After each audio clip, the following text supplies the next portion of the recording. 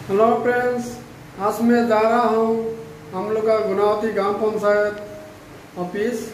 यहाँ पे जल जीवन मिशन का यूजर कमेटी का ट्रेनिंग हुआ है। ये पूरा प्रोजेक्टर से आशा तरफ से यूजर कमेटी का काम किया है, कैसे करा जाता है सब दिखाएगा। आप लोग देखते रहे फ्रेंड्स। मेरा पास आप लोग वीडियो देखे कैसा लगा जरूर सब्सक्राइब, कमेंट, शेयर। आप लोग का आशीर्वाद से मैं आगे जा सकूं। देखते रहे फ्रेंड्स, मैं दिखाऊंगा।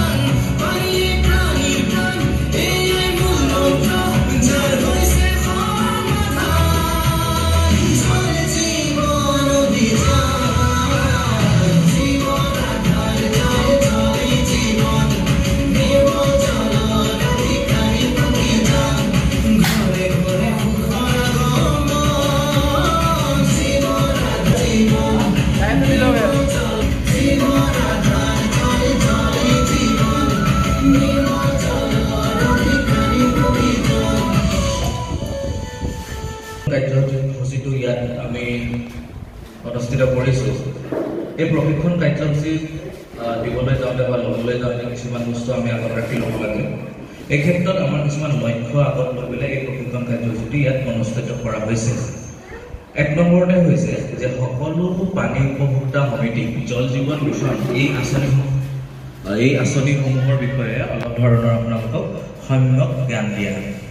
2 নম্বৰতে হৈছে যে পানী উপভোক্তা সমিতিসমূহক পানী যোগান আঁচনিৰ কাৰ্যকৰীকৰণ আৰু কেনেদৰে পৰিচালনা কৰিব লাগিব তাৰ ওপৰতো আপোনালোকক অলপমান সজাগতা দিয়া। নাম্বাৰ 3 আহিলে যে পানী যোগান আঁচনিসমূহৰ উপভোক্তা সমিতিৰ মাজত মালিকী স্বত্বৰ ভাৱ যোগোৱা। নাম্বাৰ 4ত আহিছে পানী আন হিতাধিকাৰীসকলৰ লগত আমাৰ এটা ভাল বণ্ডিং ৰক্ষা কৰা। এতিয়া এই প্ৰশিক্ষণৰ লক্ষ্য যেহেতু আপোনালোকক মই প্ৰজেক্টৰ যোগেদি দেখাইছোঁ, প্ৰথমটো আমি আলোচনা কৰিবলৈ যাম যে আপোনালোকনো কি হয়, এখন আঁচনিৰ আপোনালোক কোন হয় বা আপোনালোকৰ কেনে ধৰণৰ কাম কাজ থাকিব বা পৰিচালনা কৰিবলৈ যাওঁতে কেনে ধৰণৰ দায়িত্ব থাকিব হিতাধিকাৰীসকলৰ লগত কেনেধৰণৰ মালিকী স্বত্বৰ ভাৱ জগাই তুলিব লাগিব, লগতে আন হিতাধিকাৰীৰ লগত আমি এটা ভাল ৰিলেশ্যনশ্বিপ কেনেকৈ বজাই ৰাখিব লাগিব তাৰ বিষয়ে আপোনালোকক আজি মই অলপমান ক'ম।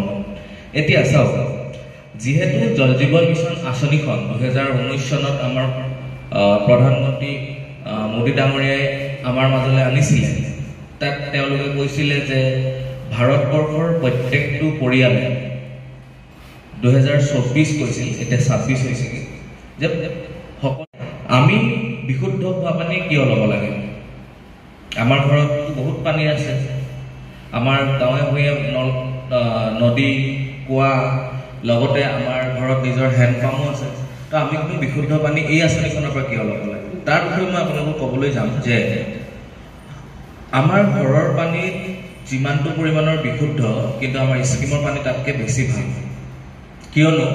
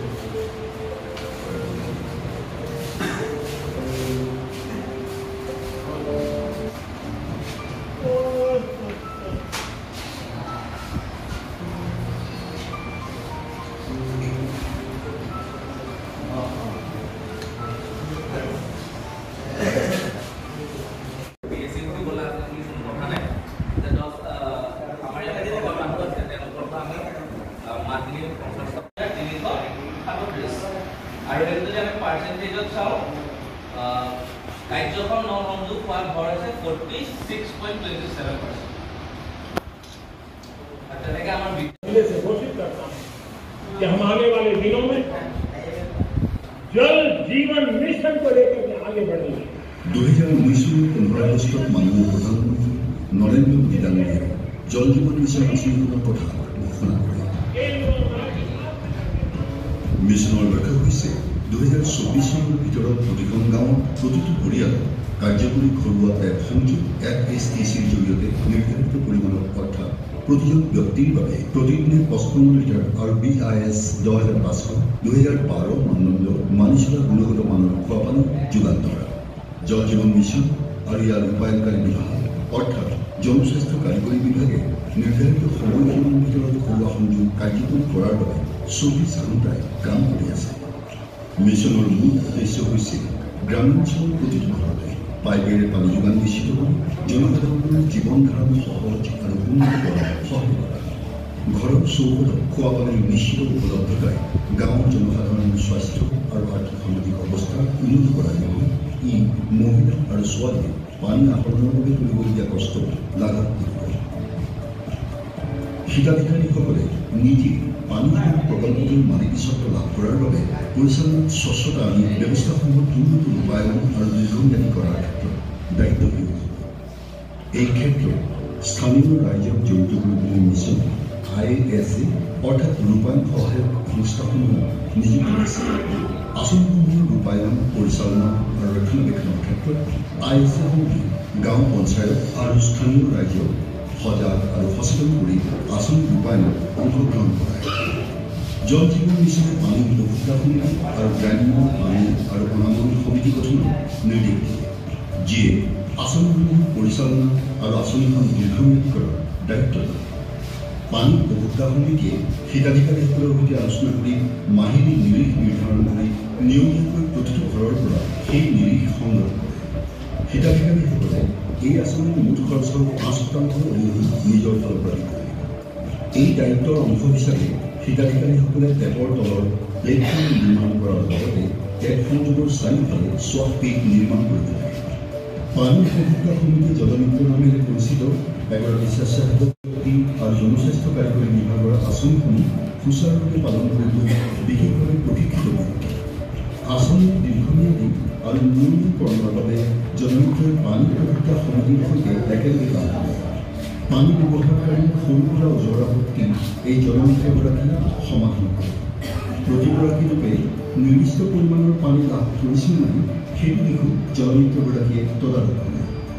যোগান ধৰা পানীৰ মান যাতে BIS 10,500 মান অনুসৰি মানি চলে সেয়া নিশ্চিত কৰিবলৈ প্ৰতিখন পানী উপভোক্তা সমিতিক 5গৰাকী মহিলাৰ গোট গঠন কৰিবলৈ দায়িত্ব অৰ্পণ কৰা হৈছে। সেইমতে ফিল্ড টেষ্টিং কিটৰ সহায়ত হিতাধিকাৰীসকলে ব্যৱহাৰ কৰি থকা পানীৰ গুণগত মান পৰীক্ষা কৰে। এনেদৰে সকলোৰে অংশগ্ৰহণে জল জীৱন মিছন এক জন আন্দোলনলৈ ৰূপান্তৰিত হ'ব বুলি আশা কৰিব পাৰি।